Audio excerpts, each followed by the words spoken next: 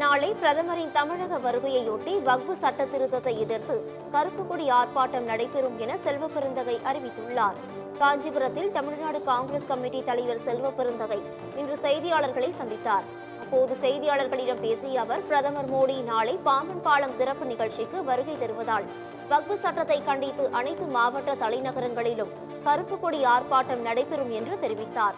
இஸ்லாமிய மக்கள் சுதந்திரமாக செயல்பட வேண்டும் என நோக்கில் பிரதமரை கண்டித்து நாளை நடைபெறும் கருப்பு கொடி ஆர்ப்பாட்டத்தில் அனைத்து கூட்டணி கட்சி தலைவர்களும் பங்கேற்க உள்ளனர் என்றும் கூறியுள்ளார்.